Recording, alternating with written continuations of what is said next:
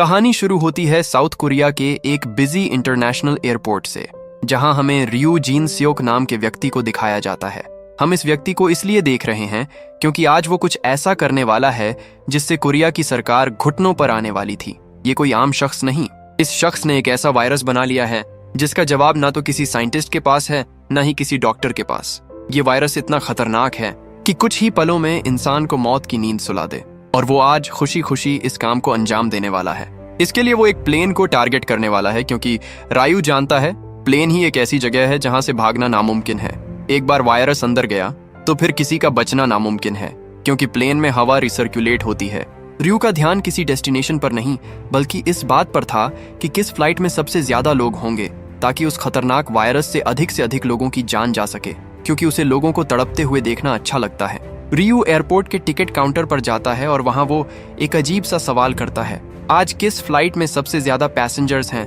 Receptionist ये information देने से मना कर देती है। रियू गुस्सा होकर वहां से हट जाता है और वो सीधा वॉशरूम की तरफ बढ़ने लगता है। उसी वक्त एयरपोर्ट पर हमें पार्क जेहून और उसकी बेटी सुमिन को दिखाया जाता है। दोनों हवाई जा रहे होते हैं, लेकिन तभी सुमिन को वॉशरूम जाना होता है। वो अकेली चली जाती है। लेडीज वॉशरूम में लंबी लाइन थी, इसलिए सुमिन जल्दी में जेंट्स वॉशरूम में घुस जाती है। रियू वॉशरूम में पहले से ही मौजूद था और वो कुछ ऐसा कर रहा था जिससे सुमिन की नजर उस पर चली जाती है।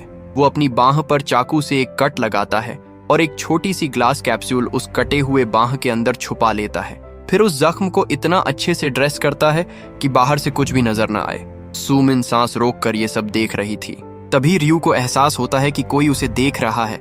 वो सुमिन की तरफ बढ़ने लगता है, लेकिन उसी पल पार्क जेहून वहां पहुंच जाता है और सुमिन को ले जाता है। सुमिन ने अपने पापा को वो सब कुछ बताया जो उसने देखा। पार्क को ये सुनकर थोड़ा एबनॉर्मल लगता है, लेकिन उसका ध्यान अभी फ्लाइट पकड़ने में था, और वैसे भी किसी को क्या पता था कि वो कैप्सूल असल में एक वायरस है।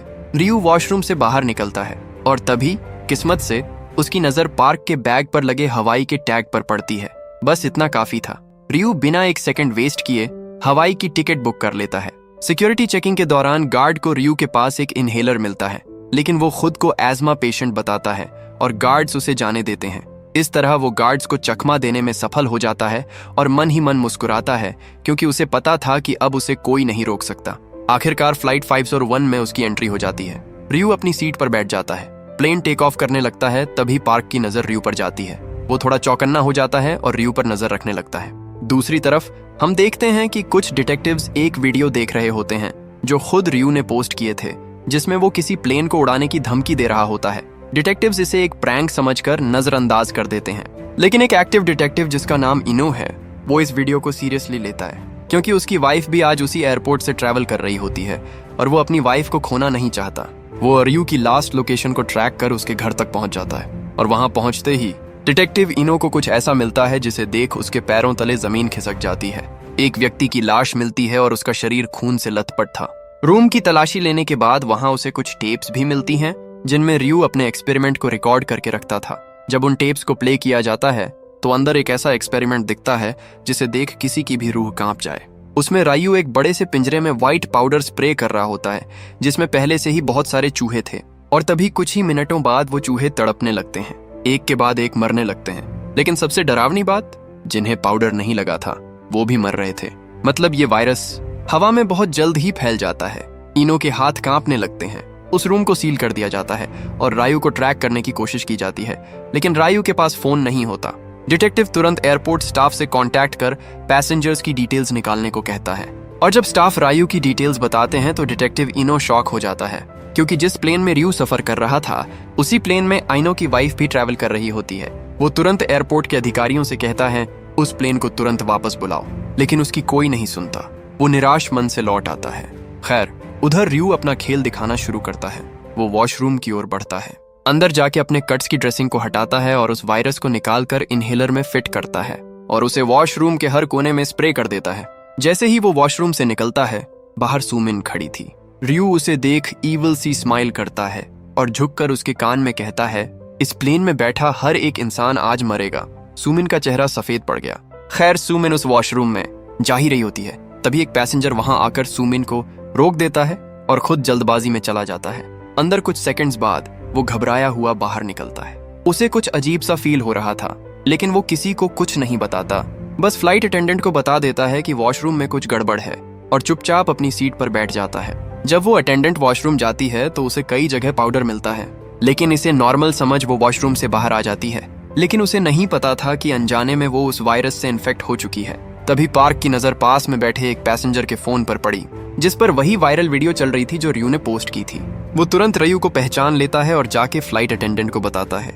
साथ ही रियू ने जो भी सुमिन के कान में कहा था वो भी बताता है। फ्लाइट अटेंडेंट तुरंत रियू से बात करती है। रियू मना कर देता है, ऐसा कुछ भी नहीं है, वो बस एक मीटिंग अटेंड करने जा रहा है। तभी अचानक थोड़ी देर बाद वही सेम पैसेंजर फिर से वॉशरूम में जाता है, लेकिन इस बार उसके नाक से खून टपकने लगा था। फिर आंख की एक नस फट जाती है। वो चिल्लाता हुआ वॉशरूम से बाहर निकलता है, बीच कैबिन में खून की उल्टी कर देता है और वहीं गिर जाता है। प्लेन के सारे पैसेंजर्स डर जाते हैं। एक डॉक्टर ने पास आकर चेक किया, उसने सबको बताया ये आदमी मर चुका है। रियू ये सब देख के अंदर ही अंदर मुस्कुरा रहा था। अब पार्क का शक यकीन में बदल जाता है। वो तुरंत रियू पे टूट पड़ता है। तभी को पायलट आकर उन दोनों को शांत करता है। को पायलट रियू से उसकी आईडी मांगता है, लेकिन रियू भागने लगता है। पैसेंजर्स उसे पकड़ने लगते हैं। इसी बीच वो पॉकेट से इनहेलर निकालकर वायरस स्प्रे कर देता है, लेकिन वो पकड़ा जाता है। पूछताछ के लिए रियू को अलग कैबिन में ले जाया जाता है। तभी हम देखते हैं जिस फ्लाइट अटेंडेंट ने वॉशरूम में जाकर चेक किया था उसकी तबीयत भी बिगड़ने लगी है। इधर प्लेन के एक पैसेंजर ने ये वीडियो शूट कर लिया होता है और सोशल मीडिया पे डाल देता है। ये वीडियो तुरंत मीडिया पे पहुंच जाती है और वायरल होने लगती है।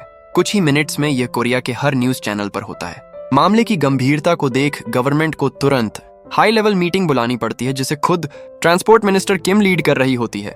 Minister Kim, officers, officials, disaster teams wise सब अलर्ट हो जाते हैं। रियू के बारे में एजेंट्स इंफॉर्मेशन निकालना शुरू कर देते हैं, जिसमें पता चलता है कि रियू एक साइंटिस्ट है और वो पहले ब्रिकॉम कंपनी में काम कर चुका है।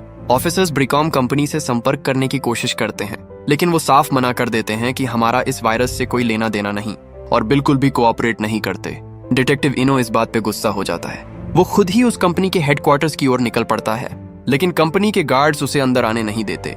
इनो थक हार वापस आ जाता है। इधर प्लेन में देखते हैं, चूंकि रियू पहले से वायरस का डोज ले रखा था, उसकी कैबिन में ही मौत हो जाती है। गवर्नमेंट हाथ मलती रह जाती है। उन्हें लग रहा था जिसने वायरस बनाया है उसी से एंटीवायरस का पता होगा, लेकिन रियू अब मर चुका था। तभी अचानक प्लेन अनकंट्रोल्ड होने लगता है। प्लेन तेजी से नीचे गिरने लगता है। दरअसल जिस फ्लाइट अटेंडेंट ने वॉशरूम चेक किया था उसने पायलट को खाना सर्व किया था, जिससे मेन पायलट की भी मौत हो गई थी। खैर, आखिरी वक्त पे पार्क कॉकपिट में पहुंचकर प्लेन को बचा लेता है। यहाँ रिवील होता है कि पार्क पहले पायलट रह चुका है। खैर, प्लेन अब यूएस पहुंचने वाली थी, लेकिन असली खेल अब शुरू होता है। यूएस गवर्नमेंट इस लैंडिंग को मंजूर देने से मना कर देती है, मतलब प्लेन यूएस में लैंड नहीं कर सकती। यूएस की नामंजूरी से प्लेन को वापस बुलाना पड़ता है। चूंकि अब उस वायरस की चपेट में आने से को पायलट की तबीयत भी बिगड़ने लगती है। वो अब प्लेन उड़ाने की हालत में नहीं होता। को पायलट तुरंत अपने ऑफिसर से लैंडिंग की जगह खोजना को कहता है। जापान एयरबेस सबसे नजदीक था। कोरिया के मिनिस्टर्स तुरंत जापान से कांटेक्ट करते हैं, लेकिन उनका कोई जवाब नहीं आता। इधर डिटेक्टिव इनो को एक महिला का अननोन कॉल आता है, जिसमें वो बताती है ये वायरस ब्रिकॉम कंपनी से चुराया गया है और खुद रियू ने इसकी चोरी की थी। इस वायरस से ऑलरेडी कंपनी के 2 व्यक्ति की जान जा चुकी है, लेकिन उसे दबा दिया गया ताकि कंपनी की इमेज खराब ना हो। कंपनी ने रियू को इसका दोषी मान उसे काम से निकाल दिया, लेकिन बाद में पता चलता है रियू ने जानबूझकर उन दोनों व्यक्तियों को वायरस का डोज दिया था। जब ये बात मिनिस्टर किम को पता चलती है, वो कंपनी से सहयोग के लिए बात करती है और एंटीवायरस वैक्सीन की मांग करती है। ये भी कहती है अगर उन्होंने सहयोग नहीं किया तो उनकी कंपनी का दिवाला होना तय है। चूंकि ये बात मीडिया में तुरंत फैल जाती है, ब्राइकम कंपनी को झुकना पड़ता है। वो एंटीवायरस देने के लिए मान जाते हैं। एंटीवायरस मिलते ही प्लेन के पैसेंजर्स में खुशी की लहर दौड़ जाती है। लेकिन एक सवाल था, क्या यह एंटीवायरस काम करेगा? ये सिर्फ थ्योरी थी, कभी प्रैक्टिकली टेस्ट नहीं हुआ था। खैर, एंटीवायरस मिलने के बावजूद जापानीज गवर्नमेंट इस लैंडिंग को नामंजूर कर देती है, क्योंकि जापानीज गवर्नमेंट कोई रिस्क लेना नहीं चाहती और तुरंत प्लेन को जापान के एयरबेस से दूर जाने को बोलती है। लेकिन को पायलट अब उस हालत में नहीं था कि और प्लेन को उड़ा सके। वो जापान में ही लैंड करने लगता है। तभी जापान को अपने एयरफोर्स को ऑर्डर देना पड़ता है और एक लास्ट वार्निंग दी जाती है, अगर जल्द ही प्लेन को जापान के एयरबेस से दूर नहीं किया तो हमें शूट करना पड़ेगा। मजबूरी में को पायलट को प्लेन वापस लेना पड़ता है। तभी को पायलट अपने फ्लाइट अटेंडेंट से बात कर पार्क को बुलाता है और उसे प्लेन उड़ाने को कहता है। फिर अब वो मोमेंट आता है जिसमें प्लेन में बैठे सभी पैसेंजर्स का दिल टूट जाता है। दरअसल लोग कोरिया की सड़कों पे उतर आते हैं। वो प्लेन की लैंडिंग के खिलाफ होते हैं। लोग एयरबेस पे जमा हो जाते हैं और लैंडिंग का विरोध करने लगते हैं। धीरे धीरे ये प्रोटेस्ट इतना बड़ा हो जाता है कि गवर्नमेंट को झुकना पड़ता है। मतलब कोरिया ने खुद अपने प्लेन को लैंड करने से मना कर दिया था। खुद उसके देश के लोग नहीं चाहते कि वो कोरिया में लैंड करें। जब यह बात प्लेन के अंदर पहुंची, कैबिन में एक लंबी खामोशी छा जाती है। अब उनमें जीने की इच्छा नहीं थी और तब वो मिलकर एक आखिरी फैसला करते हैं। वो अब लैंड नहीं करेंगे। उनकी सोच थी, अगर हम लैंड किए और वायरस फैला तो हमारे अपने घर वाले भी खतरे में पड़ जाएंगे। पार्क यह आखिरी मैसेज अपने कंट्रोल रूम और देश को देता है। हमारे पैसेंजर्स ने यह फैसला लिया है, हम लैंड नहीं करेंगे। यह हमारी आखिरी बात है। पार्क अपना रेडियो बंद कर लेता है और प्लेन को किसी रैंडम जगह पे ले जाने लगता है। डिटेक्टिव इनो से यह नहीं देखा गया। वो एक इम्पॉसिबल डिसीजन लेता है। वो लैब पहुंचता है और वहां गन की नोक पर वायरस का डोज अपने अंदर इंजेक्ट कर लेता है। इनो की हालत बिगड़ने लगती है। उसका ऑक्सीजन लेवल गिरने लगता है। हालांकि इनो ने वायरस का ज्यादा ओवरडोज डलवा लिया था। शुरुआत में एंटीवायरस काम नहीं करती, लेकिन कुछ समय बाद एंटीवायरस का डोज बढ़ाया जाता है और एक चमत्कार होता है। इनो की हेल्थ में सुधार आने लगता है। उसका ऑक्सीजन लेवल ऊपर आने लगता है। मतलब एंटीवायरस काम कर रहा था। ये बात तेजी से फैलने लगती है। गवर्नमेंट ने तुरंत परमिशन दी। कंट्रोल रूम ने प्लेन को कांटेक्ट करने की कोशिश की, लेकिन पार्क ने रेडियो बंद कर दिया था। तभी किसी ने आइडिया दिया, पैसेंजर्स की फैमिलीज को बताओ, वो अपने लोगों को मैसेज करें। मिनिस्टर ने मीडिया का सहारा लिया ताकि ये बात उन तक पहुंच जाए। सभी लोग प्लेन में बैठे व्यक्तियों से कांटेक्ट करने लगते हैं कि उन्हें लैंडिंग की परमिशन मिल गई है, वो तुरंत आ जाएं। फोन पे आ रहे हैं। मैसेजेस को देख तुरंत फ्लाइट अटेंडेंट पार्क को इन्फॉर्म करती है और तभी पार्क रेडियो ऑन करता है। सब कंट्रोल रूम में राहत की सांस लेते हैं। अब सबसे बड़ी मुश्किल, प्लेन में फ्यूल खत्म हो चुका था। सबसे पास का एयरपोर्ट स्योंगमू एयरबेस था, लेकिन प्रॉब्लम ये थी कि उसका रनवे बहुत छोटा था। इस साइज के प्लेन के लिए लैंडिंग के लिए वो डिजाइंड नहीं था। अगर वे इस स्पीड से लैंड किए तो प्लेन रनवे से बाहर निकल जाएगा और क्रैश हो जाएगा। तभी पार्क ने एक कैलकुलेशन की।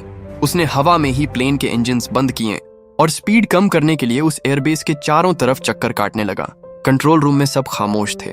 कोई नहीं जानता था क्या होगा। पार्क ने लैंडिंग गियर खोला, प्लेन को हल्के एंगल से रनवे की तरफ लाया। सब लोग सांस रोक के बैठे थे। प्लेन रनवे को छूता है और तेजी से आगे बढ़ता है। रनवे खत्म ही होने वाली थी, तभी प्लेन रुक जाता है। सभी यात्री सुरक्षित होते हैं। ये कहानी सिर्फ एक डिजास्टर की नहीं, बल्कि इंसानियत की है, जहां कुछ लोग दुनिया को खत्म करना चाहते हैं, वहीं कुछ लोग उसे बचाने के लिए अपनी जान तक दांव पर लगा देते हैं। यही असली मानवता है।